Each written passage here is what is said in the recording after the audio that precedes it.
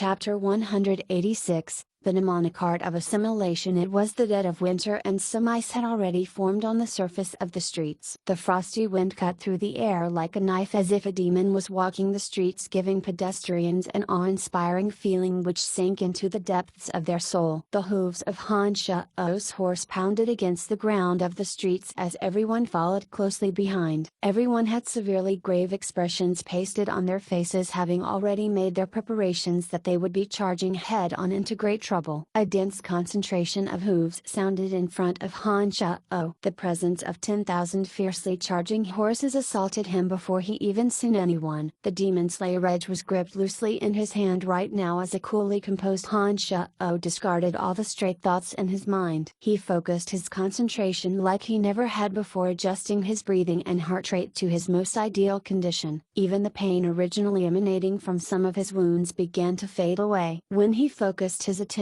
and planned on carving out a path of blood, he suddenly felt a bit lightheaded, as if he'd suddenly sunk into some strange state of mind. His mind shook at the same time as a profound incantation slowly crystallized in his heart. The demonic art of assimilation was a mnemonic art that could be grasped only after one reached the true demon realm. Its effects were evident from the word assimilation. A mnemonic practitioner in the true demon realm would have formed a demon infant at that time, and once injured, the practitioner could use the demonic art of assimilation to swallow the enemy's blood, flesh and soul to heal their own injuries. If the demon infant wanted to grow quickly at this time, it could use the demonic art of assimilation to swallow the enemy's soul or demon infant. However, because there was no one else in the same school of study as Han Shao in this world, there were no other demonic infants for him to swallow. Before a person died, the energy in their soul wouldn't fade away. If one used the mnemonic art of assimilation to absorb a living person's soul and fortify the demon infant, that would be the fastest way for Han Shao's training to advance to the next level. The power of one's soul would quickly fade upon death, and the remnants of energy would completely dissipate in an exceedingly short while. It was also impossible to summon the vengeful spirits known as wraiths to fill the void, because those were creatures from another dimension and had been dead for an indeterminate amount of time. The energy of their souls had long since vanished, leaving behind only the simplest traces of life. In actuality, Han Shao's use of the original demon and yin demon cave to refine the original and yin demons was actually using his blood essence and magical yuan to imbue these wraiths with the energy of a soul again. These original and yin demons would regain their powers in addition to incredible abilities after they managed to absorb Han Shao's blood essence and large amounts of magical yuan. A mystical incantation magically imprinted itself into Han Shao's brain as he sped forward on the back of the battle steed. He quickly reviewed the incantation in his state of concentration and continued to gallop forward. The sound of hooves were even more densely packed ahead, pounding into Han Shao's heart like a war drum. When his sharp eyes looking straight ahead, he calmly circulated his magical yuan according to how to deploy the demonic art of assimilation, trying to see if it would have any effect. To his surprise, Han Shao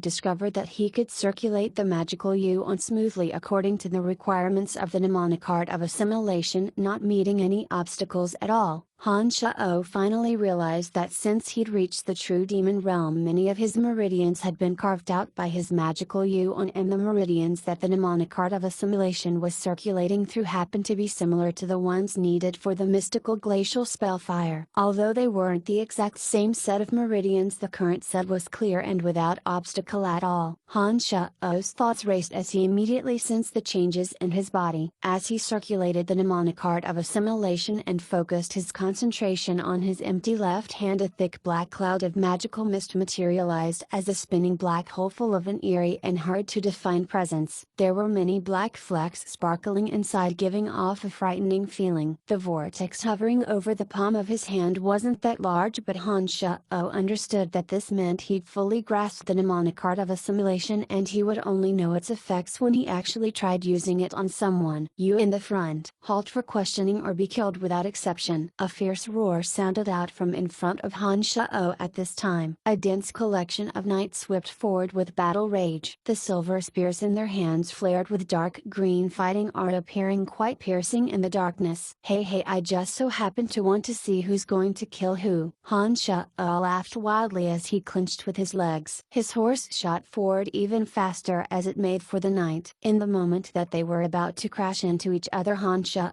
chanted a necromancy spell, and the knights who were about to attack Han Shao suddenly found bone spears materializing out of nowhere and hurtling towards them instead. They hastily raised their weapons to defend themselves as one of their silver spears was blocked by a white bone shield that had formed on Han Shao's left shoulder. Beneath the cover of necromancy magic, Han Shao pointed at the lofty knight who had shouted. When the sharp demon slayer edge connected with the knight's spear, the latter immediately broke apart in accordance with Han Shao's expectations. Making use of the knight's momentary shock, Han Shao suddenly reached out a hand when he was passing by the knight and grabbed the latter. Han Shao's physical body was perversely strong now. When his left hand grabbed the knight and squeezed severely, the knight's shoulder blade immediately fractured. The demon slayer edge then nicked the knight's head, causing an immediate fountain of fresh blood. The knight had been howling in pain when his cries of agony intensified after the demon slayer edge's blow. Strength drained from his struggling body and he was knocked senseless. Han Shao's left hand once again activated the mnemonic art of assimilation at this time. The knight's flesh and blood as well as life force swiftly flew from the knight's neck into Han Shao's left hand. A vigorous strange power suddenly surged into Han Shao's body thanks to the demon infant consuming it. His previously injured body recovered miraculously from this injection of strength as if he'd obtained some sort of magical elixir or pill. Han Shao could even clearly feel that some of his broken blood vessels had bizarrely reconnected themselves beneath the nurturing effects of this force. At the same time, the knight in Han Shao's hands was slowly deflating and turning gray because his flesh, blood and life force was being absorbed. When Han Shao was finished with that, his remaining strand of soul was also sucked away like a drop of water. When Han Shao let go, a cold wind blew up and the corpse, now an empty husk, disintegrated in a cloud of dust. A life had been demolished in the span of a second, leaving not a single trace behind thanks to the mnemonic art of assimilation. As the caster, Han Shao had received the nourishment from this knight in a short amount of time. Not only were his injuries healed, but he felt greatly alert and energetic at this moment as well. The effects of the mnemonic art of assimilation scared even Han Shao himself. He'd never thought that it would be able to suck away all of the knight's life force in such short amount of time. This was a typical case of harming others to benefit oneself, and it rather fulfilled the true principles of a mnemonic practitioner, helping one recover and advance through slaughter and careless abandon of other lives, making use of others' soul and life force. These were the methods that demonic practitioners had long since grown accustomed to in the past 100,000 years. Demon, he's a demon. The knights in front of Han Shao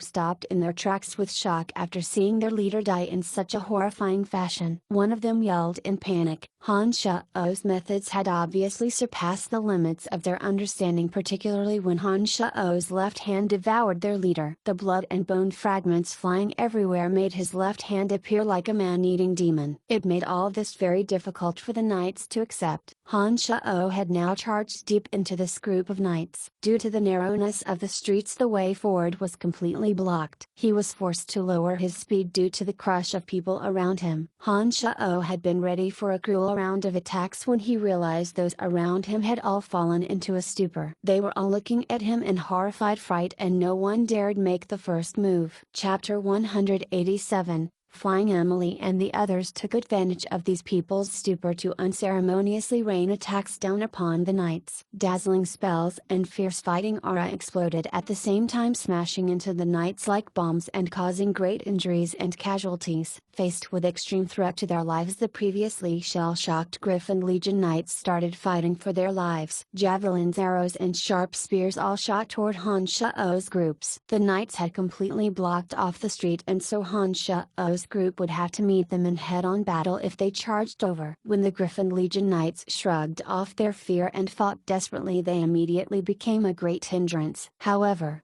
Han Sha'o's group was created of all experts with strong martial arts techniques and magic. They fought on the narrow streets since it wouldn't allow the Griffin Legion soldiers to spread out. Only 10 or so soldiers could face Han Sha'o and the others at any given time. These soldiers were naturally no match for Han Sha'o and the others in this regard. The soldiers were all struck down from their horses in an exceedingly short period of time. It was a pity that there were roughly 100 or so soldiers with the Griffin Legion crew, and they were all experienced soldiers who had weathered many battles. They charged forward without heed for their own lives, greatly obstructing the group's speed. The cry of griffins came from the direction they had come from. Han Sha'o took one listen and immediately understood that a larger portion of the Griffin Legion were on their way. Perhaps even Bilasher was amongst them. Charge through this group or we'll be in trouble, Han Sha'o roared furiously. He turned and looked at Gilbert. Transform back into your dragon form and destroy everything you see. Gilbert immediately jumped up upon hearing these words and transformed into the enormous body of a dark dragon in the air. Gilbert's body hurtled through the sky over the crowded streets, opening his maw to send out a jet of flame on dozens of soldiers. A dull thud sounded at the same time as Belinda's ironclad golem of the three-eyed demon god Ansidc charged into the crowd under her orders. It caused mass destruction along with Gilbert dealing disastrous blows to the soldiers. Han Sha'o took stock of the surroundings and noticed that there were several noticeable marks on Belinda's ironclad golem. Although it was as powerful as ever, it seemed a bit more bedraggled and was even a tad bit slower than last time. Han Sha'o knew without much thought that the golem must have been damaged in the operation to assassinate Bilasher, or it wouldn't be appearing in such bad shape. Han Sha'o turned his head and was about to shift his gaze elsewhere when he suddenly saw the light of excitement shine in Lawrence's eyes. Lawrence looked at the ironclad golem in fascination, seeming to continuously emit sighs of amazement as he looked at it. Perhaps Lawrence had wanted to save Belinda because he was targeting the value of the golem. This was an enormous entity of mass destruction. If it could be used as a weapon in war, then he would have a great advantage in besieging cities and ravaging lands. No wonder Lawrence was so excited. Due to Gilbert and the ironclad golem leading the way, those following behind immediately felt a lot more at ease. Their charge was accompanied by howls of pain and agony from their enemies as Han Sha'o and the others treaded through the devastated streets.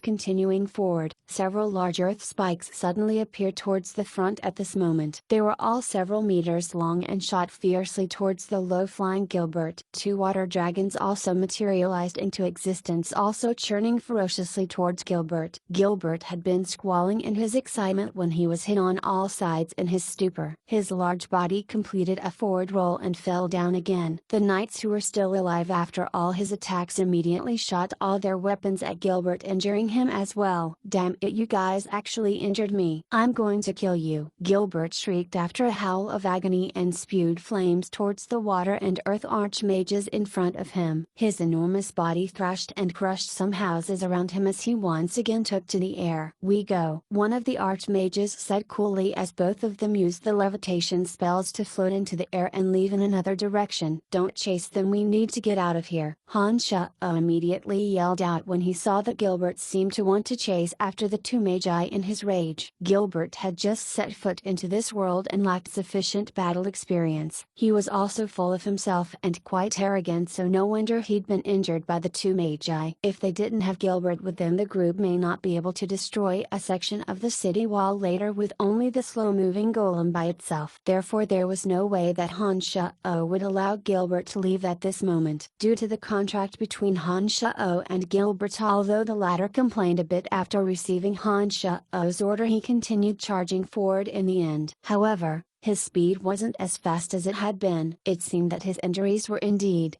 affecting him. The calls of the griffins drew closer and closer as Han Sha'o's group finally made it to the closest section of city wall in their desperate flight to escape. All of the scattered soldiers they met along the way immediately vanished beneath everyone's attacks. Break through that section of the wall, Han Sha'o ordered when they arrived. Gilbert and the ironclad golem charged a section of the wall at the same time. However, this sturdy wall only creaked and trembled beneath the tremendous force and wasn't instantly destroyed. Valen City used the most durable of rocks to build its walls in order to defend against invasions from the KC Empire. As opposed to having the dark dragon break through the wall, it'd be easier to fly over it. Emily immediately suggested when she saw that Gilbert's first first charge hadn't resulted in immediate effect. Han Shao swept everyone a glance and immediately said decisively, those who can't fly over the wall take a place on top of the dark dragon using the levitation spell and leave the horses behind. As the dragon, Gilbert would rather die than let a life form many times inferior to him crawl on top of him. To force him to carry them would make this become the dragon's lifelong shame and disgrace. Han Shao naturally understood this taboo and so had given up the notion of having the dark dragon ferry the battle steeds across.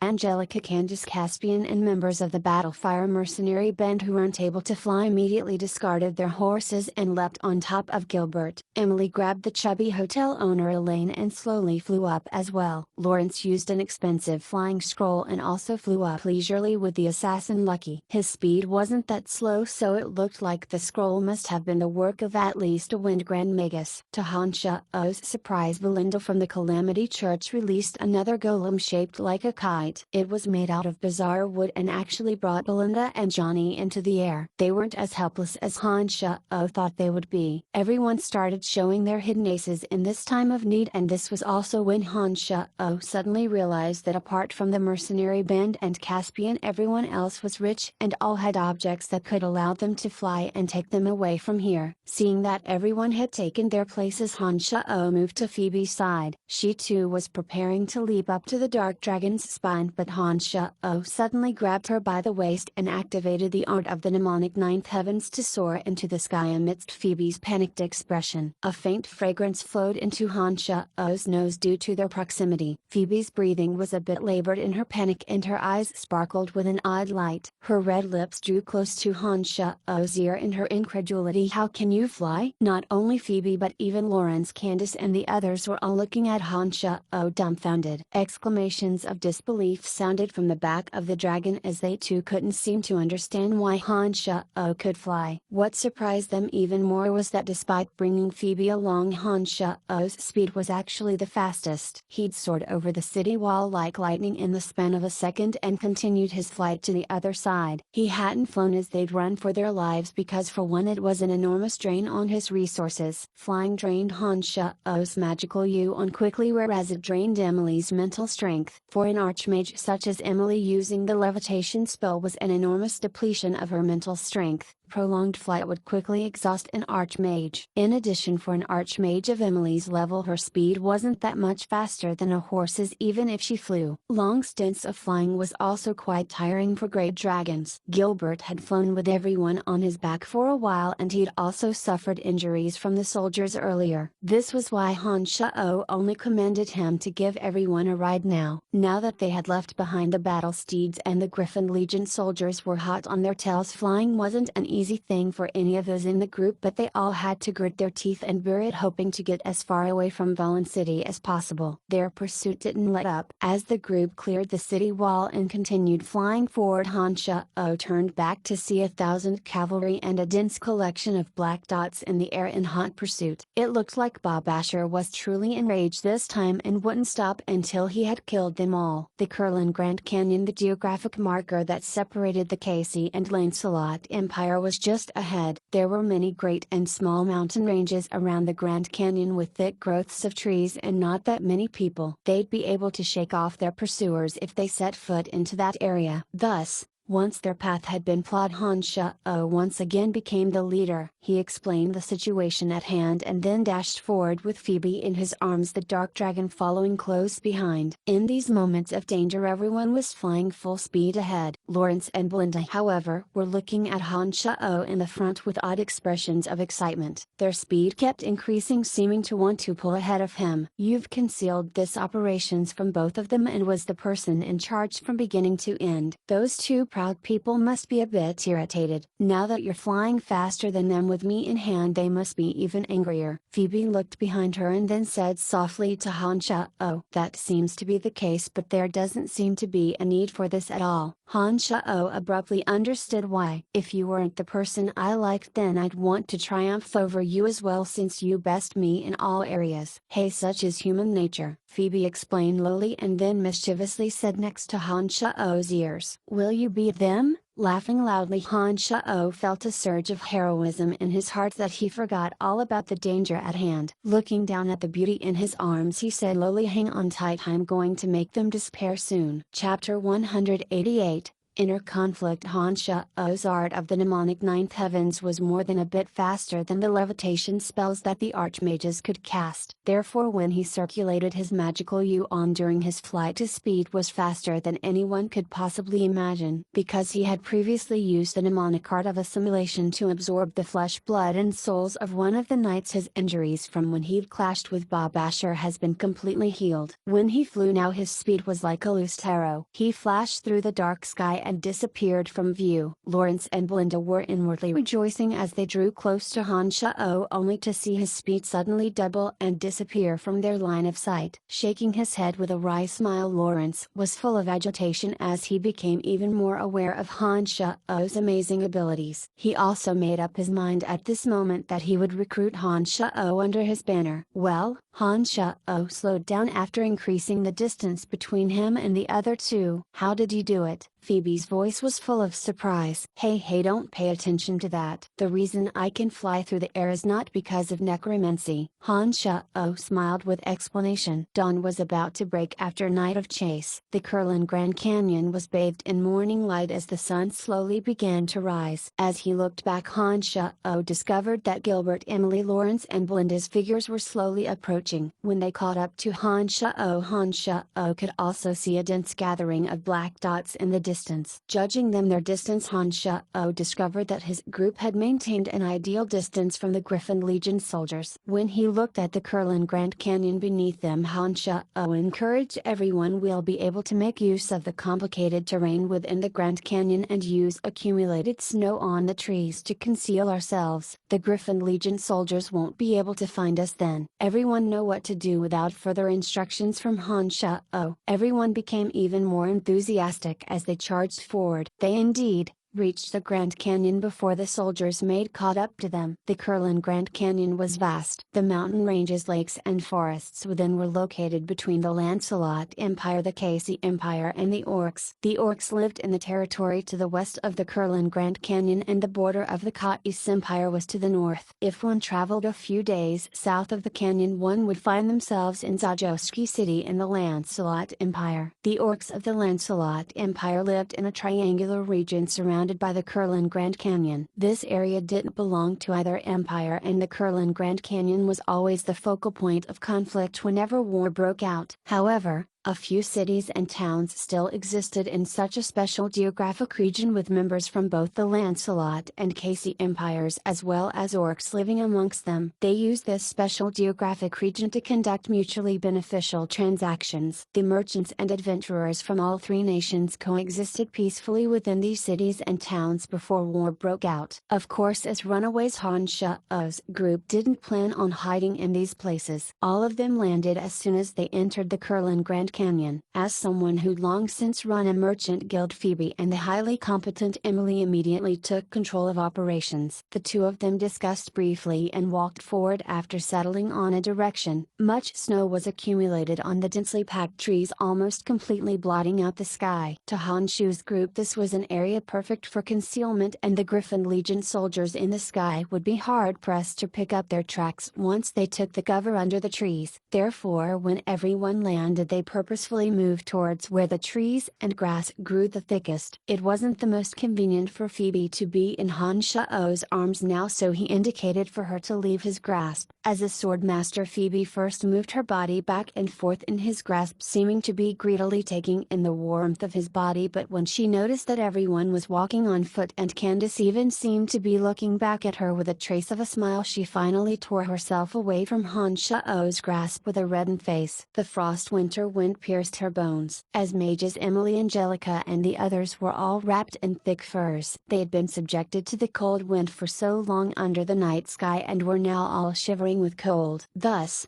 They were all moving a bit more slowly. When he saw Emily half frozen and trembling, Han Shao felt pained and looked around. He suddenly suggested, "We've made it into the Kurlan Grand Canyon already. There's a covering of big trees here and it'll be difficult for the soldiers to find us. I think everyone's tired after today. It's not a wise decision to keep going on. Why don't we find a hiding place to rest?" Everyone agreed after hearing Han Shao's words, and Phoebe suddenly remembered something with a roll of her bright eyes. "I've walked these woods many times and remember there's a concealed cave nearby. I've stored items there before so we can rest there." "Alright, we'll take a look around. It's best if we're able to find this place." Han Shao was delighted to hear this. Phoebe thought for a bit with a furrowed brow and pointed in a direction, saying, "If I remember correctly it should be in that direction. Let's go take a look." When the group arrived they didn't see any signs of a cave other than a thick covering of snow. Phoebe blinked and then said resolutely, "It should be here. It looks like the cavern's been sealed off. We'll know if we dig a bit." "Then what are we waiting for?" Lawrence roared heartily. It looked like he quite trusted this junior sister. He took out a long sword and stabbed fiercely at the place that Phoebe was pointing at. When they saw Lawrence go to work, Belinda and the other mages seemed to want to come help. Han Shao called out at this moment, "Wait, don't use any magic. We should exercise caution while moving the snow away. That way we won't leave any traces behind when we move the snow away, and the soldiers will find it difficult to pick up our traces even if they land to search of us." Everyone agreed with Han Shao, and it was up to Han Shao, Phoebe and Lawrence to carefully dig away at the snow and move it away. This was the place all right. "Hey hey!" Phoebe called out with joy when the snow was moved away, and she stabbed her sword forward. Han Shao and Lawrence looked at each other and moved a particularly thick chunk of snow away from the entrance, revealing a dark and looming cave entrance. Han Shao took a peek and discovered that this entrance was actually as large as a basketball court. It was enough for everyone on their side to enter. "Go on in one after another. Don't enlarge the hole or it'll be too difficult to cover up," Han Shao said, and moved away from the entrance. Angelica was the first to walk in, replete with teeth chattering from the cold. Emily, Candace and the others all followed in one after another. Phoebe and Lawrence were the last ones in, with Han Shao bringing up the rear. He set up a few branches at the entrance and shifted some of the excavated snow to cover them. When Han Shao felt that all was complete, he walked into the depths of the cave. After taking a look around, a bonfire had already been lit at this time, and the warm wave spread throughout the cave. The originally chilly cave had become a warm zone. Thanks to the space rings, all mages carried some firewood on them during the winter time in case they needed warmth. All sorts of tents and soft carpets were also brought out at this time and placed next to the fire. Everyone settled comfortably into their equipment to rest. Emily and Caspian felt their limbs slowly thawing thanks to the fire. They sighed with relief as Emily slowly got to her feet. She made for the entrance, saying, "I'm going to set up a concealing boundary to prevent us from being discovered here." Caspian also got up at the same time and walked with her, saying, "I'm going to go help her." As Emily and Caspian got up to set up the magical boundary, Belinda and Johnny's expressions grew a bit unnatural. Their eyes danced uneasily and they looked defensively at the mouth of the cave, seemingly afraid that Emily and Caspian would do something to the cave entrance. This was indeed the case. Han Shao had been walking back when he saw Emily and Caspian walk towards the mouth of the cave. He turned back absent-mindedly and saw that Emily and Caspian had indeed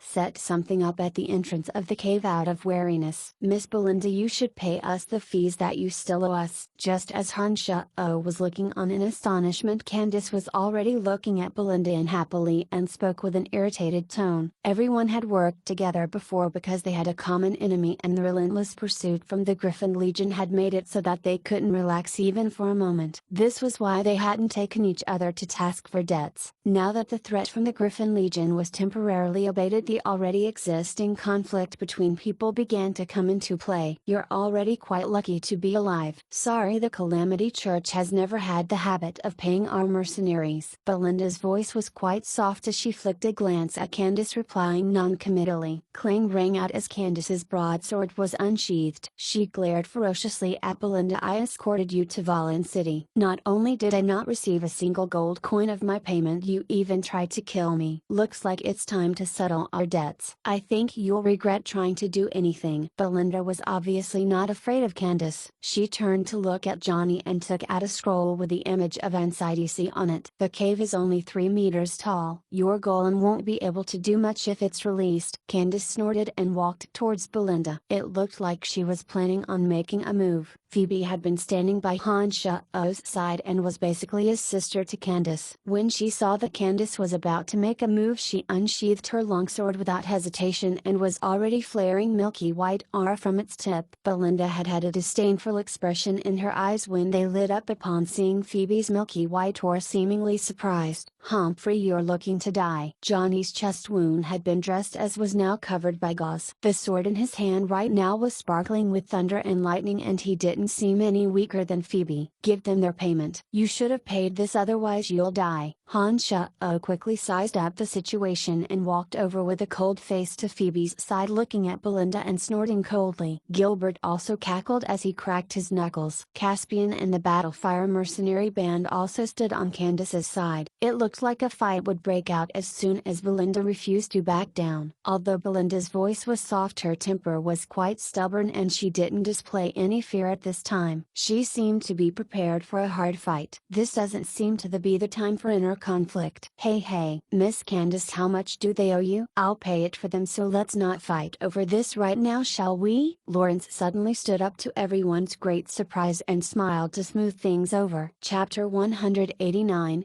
"You have no chance." Shaking her head, Candace rejected Lawrence's suggestion. She looked resolutely and admonished, "This isn't just about the money." Candace noticeably held the upper hand in this situation. With the aid of Han Sha'o and the authors, Belinda and Johnny couldn't do anything at all. It was apparent from Belinda and Johnny's equipment and weapons that the Calamity Church wasn't short on money. Belinda could easily settle this matter with a bit of money, so she was being surprisingly stubborn this time. "The Calamity Church isn't someone you can threaten." The scar on the injured Johnny's face became even more apparent because of his rage. The longsword in his hand shone with blinding electrical light thanks to the power of thunder and lightning. Just as Han Sha'o was about to open his mouth, Johnny's body suddenly moved forward and charged at Han Sha'o. He had a look of killing intent on his face, and the longsword in his hand was as if an electrical dragon exploding with the frightening power of thunder and lightning and lighting up the somewhat dark cave. "Be careful." Phoebe and Emily were both shocked by Johnny's sudden motions and couldn't help but cry out in reminder. A pile of white bones suddenly gathered in the air and formed a white bone shield blocking the longsword that was striking like an electrical dragon. 2 bone spears flew out viciously afterwards, crashing into Johnny's longsword, which was wreathed in lightning before it had a chance to strike the white bone shield. Some light cracks rang out as the bone spears exploded. The longsword angrily gave off sparks as it smashed into the bone shield beneath Johnny's thrust. The white bone shield immediately fractured into many bone fragments as Johnny's thrust still made viciously for Han Sha'o despite being thwarted twice. The Demon Slayer Edge finally howled as it made its appearance. A metallic clang exploded through the air as a cold light flashed in Han Sha'o's hands. Han Sha'o grunted as he was driven back for a few steps. The lightning flared once on Johnny's longsword as it abruptly extinguished. Johnny's imposing momentum finally slowed down at this point, and when he planned on regrouping for another attack, Caspian, Emily and Phoebe were already standing by Han Sha'o's side and glaring at Johnny angrily. "I don't think I'm your enemy." Han Sha'o steadied himself and circulated the magical yuan around his body, confirming that he'd suffered no harm before directing a cold look at Johnny and asking faintly, "You lied to us during the Bob Asher operation and made us cannon fodder. Apart from distracting a few people for us, you didn't go to any other efforts. Now that everything's over, don't think I don't know what plans you're making in your heart. You're the one who deserves to die the most." Johnny grimaced as he looked frostily at Han Sha'o. Since Bob Asher was the chief of the Griffin Legion, whether or not Han Sha'o and Emily had concrete evidence, they had no right to condemn Bob Asher to death, not to mention engaging in an assassination attempt like this. If Han Sha'o and Emily had colluded with the Calamity Church to kill Bob Asher, then there would have been severe consequences from the dark dark mantel's side afterwards. Not to mention that Han Shao knew full well the exact strength of his intended victim and that it was impossible to kill Bob Asher in Valen City. Only fervent religious followers would do something that held such a high risk. Nodding, Han Shao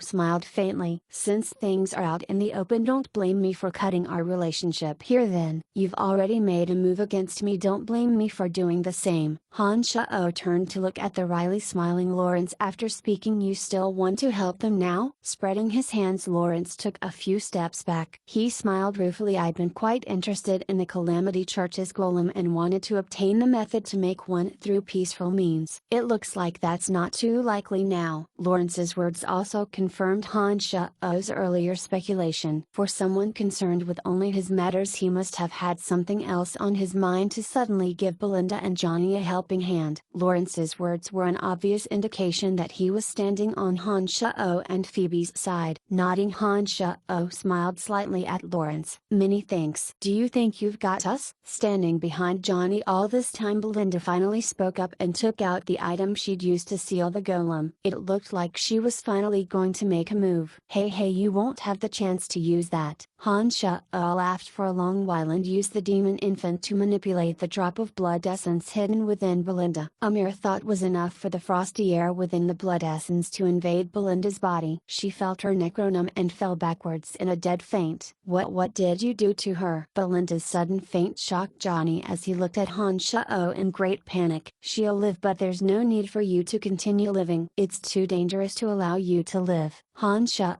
smiled coldly and suddenly opened his mouth to chant a necromancy spell. A hate warrior appeared out of thin air along with 3 other zombie warriors standing in front of Han Shao.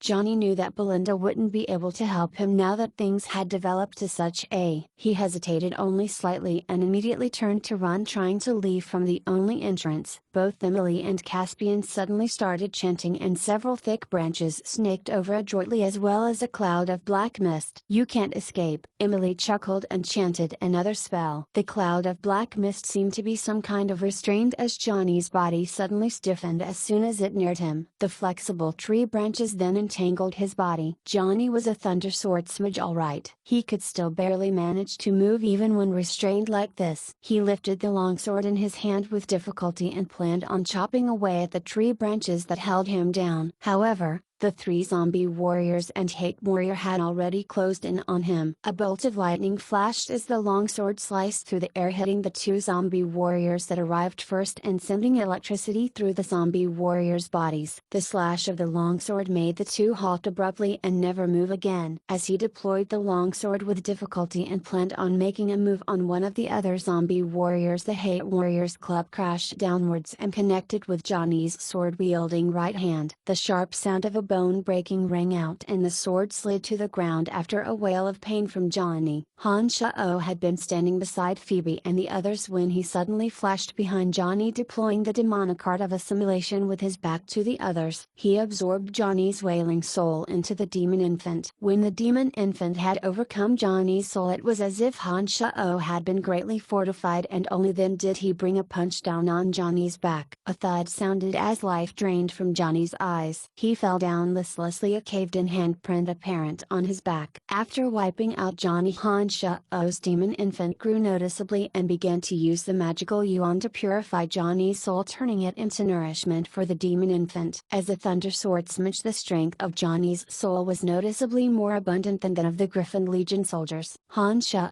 could clearly feel the demon infant grow and develop as it did so. He's dead. Emily slowly walked over when she saw that Johnny had died. When she saw Han Shao stand there without moving and not searching Johnny's body for valuables as usual, she spoke up to alert him of the fact. Han Shao abruptly came to himself as he was thoroughly reflecting over the changes to the demon infant. He continued to operate the demonic art of assimilation without change in expression and nodded towards Emily. He pointed at Johnny. Can you handle this? I need to rest for a bit. Han Shao sat down cross-legged after speaking and focused his attention on the changes in the demon infant after it had absorbed Johnny's soul. The stronger one was, the stronger his soul. The strength from Johnny's soul seemed to be accelerating the demon infant's growth. The demon infant was the foundation of the true demon realm. Han Sha-O would be able to break through to the next level, the Bloodlust realm, only after the demon infant reached a certain level. He would only need the power from souls in this realm. Once the demon infant was strong enough to reach the Bloodlust realm, it wouldn't require the energy from the souls anymore, and it would be able to be deployed to greater uses. Just as Han Sha-O was quietly training, everyone else huddled together and chattered away. After Belinda had been captured and Johnny was killed, there were no other suspicious characters in the cave. Candace had seen Belinda mysteriously taken out by Han Sha-O and didn't mention anything about compensation. She laughed as she chatted with Phoebe and Emily. Lawrence and Phoebe finally had time to converse with each other. Caspian was also reunited with Angelica after his long absence and could breathe a sigh of relief. Angelica was pouting that he wouldn't describe the events of the past 2 days. Han Sha-O had been meditating with his eyes closed when he suddenly opened them and raised his finger to make a shushing noise. Han Sha-O walked cautiously towards the entrance of the cave without saying anything. Everyone watched him place his ear against the entrance of the cave as their relaxed emotions once again grew nervous. Footsteps slowly grew louder and approached from the distance. The sounds of several people talking traveled into everyone's ears at this moment. The Kurlan Grand Canyon is so vast that there's no way we can find them after they've escaped in here. What's the point in searching aimlessly like this? A voice said. I know, right, but the chief is crazy with anger this time. His 2 sons have been murdered and someone has been so bold as to attempt to assassinate him within Valen City. They've even gotten away with it. The chief has been fighting on the north and south all these years and have seen all sorts of situations, but has never been humiliated like this before. I don't think he'll rest before he's caught these people and killed them. Another person responded with emotion. I've heard that so much has happened in Valen City because the chief offended those in the capital. If this really is the case, then the chief is in for a world of trouble, and I wonder if we'll be affected as well. Don't worry, we were just following orders. Nothing should happen to us as long as we take note of the greater picture. We're also not the chief's confidants and we should listen to the orders from the king. We'll just follow orders before any further developments. Come, there's no place to hide here anyways, let's try someplace else. The group of people passed by the cave in which everyone was hidden in. They didn't discover anything out of the ordinary,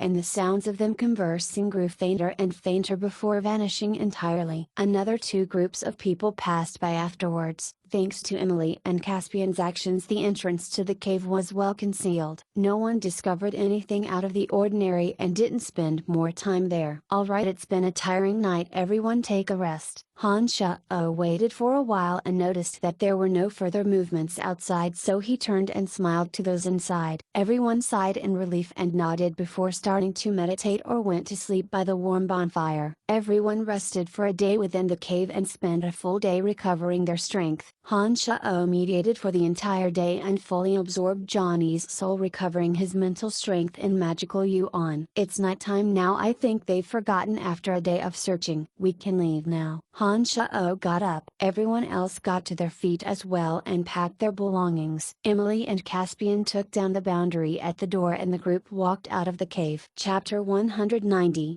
Beauties in both arms. The waning moon hung high in the sky as cold moonlight spilled down, casting a silvery white layer across the world and brightening up the night. All was very quiet without the slightest bit of sound. Even bugs weren't willing to venture out on this cold winter night, not to mention humans or beasts. When they walked out of the cave, they could immediately feel that the outside temperature was much colder than it had been within the cave. Even though they'd been prepared, they couldn't help but wrap themselves more snugly in their clothing and huff out a breath. Things shouldn't be delayed. We should leave here as soon as possible and return to the Empire. Han Sha-O looked at everyone and spoke solemnly. After such a huge disturbance, they didn't know if Bob Asher had discovered that the important items within his secret chamber had been stolen. When his search came up empty-handed, he would discover this sooner or later. When he returned to Valen City, he'd be beside himself with panic then. Therefore Han Sha-O and Emily had to use the shortest amount of time possible to deliver the intelligence to the upper levels of the dark mental and take care of Bob Asher as soon as possible in case he got up to any trouble before they could make their report. Some towns in the Kurlan Grand Canyon belong to no jurisdiction. The dark mental has some strongholds there, and a magical apparatus to communicate with the senior executives is in the largest one. Brian and I need to head there as soon as possible. We're in very little danger now. now it looks like it's time to go our own separate ways. Emily thought for a moment and then raised this suggestion with a smile. Those who were accompanying the shipment with me all left Volin City before we entered Elaine's hotel. I'm moving alone now and also left instructions previously so the guild won't need me for a while. I'll return to the Empire with Brian. Phoebe expressed her stance whilst standing next to Brian. Caspian and Lawrence both thought for a moment and expressed their intentions to leave. Caspian thanked Han Sha-Oh solemnly and Lawrence's gaze patrolled the captured Belinda before saying, Brian, if you can get the secrets behind refining that golem, I'd be willing to buy it from you for a high price. Nodding, Han Sha-Oh indicated his understanding and smiled. I'll ask her, but I'd say don't get your hopes up. I feel that even if we obtain the method you wouldn't be able to mass produce them. Otherwise, with the Calamity Church's deep pockets, they would have produced a golem army a long time ago. Lawrence started and once again opened his mouth to say it would be of great help if I can even refine one or two of them. Alright, I'll try my best, Han Sha-Oh said with resignation when he saw that Lawrence wasn't giving up. Big bad guy, will we meet again? Angelica suddenly turned to speak to Han Sha-Oh when Caspian was about to leave. Shrugging, Han Sha-Oh said dashingly, I think we will. We've already met up twice in not too long of a period. We seem to have quite a bit of shared destiny. Alright, many thanks to you this time. If you have a chance to come be a guest at the elf tribes within the Dark Forest in the future, Angelica will host you well. Caspian bowed toward Han Sha-Oh and smiled. Lawrence and the others didn't linger after Caspian and Angelica had left. The former left in the opposite direction of Caspian and Angelica. Han Sha-Oh started worrying what might happen if Caspian and Angelica learned of his identity as the leader of the forest trolls. What if the two of them hated him? It was probably best not to pay the elves a visit then. The Battlefire Mercenary Band's senior swordsman Davis was saddened after Angelica had left. The fierce warrior's gaze still stared dumbly in Angelica's direction. Candace, how much does that Belinda owe you? How about I pay for her? We have used for her and can't give her to you. Emily looked at Candace at this moment and took out her crystal card, seeming to want to pay Candace's fees. Forget it, Sister Emily, we're not short on money anyways. We'll treat this mission as a failure, no worries. Candace immediately responded hastily when she saw that Emily wanted to pay and looked at the mercenaries behind her. Alright, we are going to leave as well. We have more missions to execute. Candace didn't wait for Emily to transfer the gold coins after she'd finished speaking and hastily left with the mercenaries. Only Han Sha-Oh, Phoebe and Emily were left in front of the cave, as well as a bizarrely quiet Gilbert. Why are you so quiet? Han Sha-Oh finally remembered that Gilbert hadn't spoken up in quite a long time when he saw this and couldn't help but ask in surprise. Gilbert had been standing there with closed eyes and immediately spoke with a long face after hearing Han Sha-Oh's question. Disloyal master, I was injured on the way and have been recovering whenever I had time. Why have you only thought of me now? Han Sha-Oh finally recalled that when they had rushed out of Volin City, Gilbert had been hit by attacks from 2 archmages and a horde of knights. He'd then dragged along a group of people and flown for so long, no wonder he'd been so quiet. No worries, you've got thick skin anyways. Han Sha-Oh chuckled and thought for a moment. How about this, go home first and rest up, I'll bring you out again once you've recovered. I've only come out for a few days and you're sending me back already? Gilbert immediately complained loudly when he heard that Han Sha-Oh was sending him back to the cemetery of death. Go on, be a good boy or you'll be in for it. I have 2 companions now and it will be quite an inconvenience to travel with you, not to mention that you're injured. Han Sha-Oh cackled as he set up the magic sticks and kicked Gilbert in whether he wanted to or not. Han Sha-Oh mobilized his mental strength and activated the transportation matrix. Gilbert vanished without a trace afterwards. Gilbert wouldn't be able to emerge from the cemetery of death without the Eye of Darkness, so Han Sha-Oh wasn't worried that he'd get into any trouble. Phoebe on the other side exclaimed softly in surprise when she saw Han Sha-Oh set up a small transportation matrix and send Gilbert away. Her clear eyes looked at Han Sha-Oh with even greater surprise. Hey, just a transportation matrix, nothing to be surprised about. Let's go, we can leave now. Han Sha-Oh chuckled softly and stored the sticks in his space ring, rushing Phoebe and Emily onwards. Having 2 companions on his trip isn't necessarily a good thing. The usually coldly aloof Phoebe seemed to have adopted a very intimate attitude continued with Han Shao on this trip. Whether she was doing this on purpose or not, this made Emily cast some aggrieved looks at Han Shao. As a mage, Emily was wrapped warmly in thick furs but still shivered regardless. Han Shao couldn't help but feel a bit pained. However, Emily was purposefully keeping some distance between Han Shao, as if deathly afraid that Phoebe would discover their relationship. Han Shao had been flying through the air with Phoebe in his arms along the way, and Emily had been expending her mental strength by using the levitation spell to hover above the ground. However, as an archmage, Emily could only sustain this type of flight for a limited duration of time. Han Shao noticed that her lips were turning white towards the end of the night. He suddenly decreased his speed and moved next to Emily, saying, "I'll be fine even if I'm flying carrying with two people." Han Shao reached out a hand and wrapped it around Emily's soft waist, disregarding whether or not Phoebe would agree. He had Phoebe under his right arm and Emily under his left arm as he flew through the air. He also silently started circulating magical yuan and warmed up Emily's chilled body. Emily struggled briefly under Han Shao's arm and attempted to extract herself from his embrace, but discovered that she was firmly pinned beneath his arm. When Emily turned her head to look at him, she noticed the pain and resolution in his eyes. Sweetness flooded her heart. Whether it was because the warmth was flooding into her body or not, Emily's body suddenly started heating up and all of her previous chills were instantly dissipated. She seemed to be encompassed in warmth. "I feel like your actions in holding her around the waist seem to be quite well practiced." Phoebe brought her lips close to Han Shao's ears and spoke lowly with a hint of jealousy, seemingly unafraid that Emily would hear these words. "We need to hurry and make it to the Dark Mantle stronghold. We'll be in a lot of trouble if we are late, so me flying with the two of you is the fastest way." Han Shao's expression was remote and he didn't express anything because of Phoebe's words. He deployed his art of the demonic ninth heavens to its maximum effect along the way and also split out a portion of magical yuan to warm up Emily's body. He shot towards one of the mountain ranges in the Kurlan Grand Canyon according to Emily's instructions. Even with Han Shao's magical yuan, having to fly for so long and help Emily warm up meant that he suffered greatly beneath the energy drain. He was already sweating and panting profusely towards the end of the night. "Let's take a break, you look so tired." Although Phoebe had been a bit jealous, her feelings for Han Shao were real and her heart went out to him when she saw him sweating. Emily also felt quite bad for Han Shao.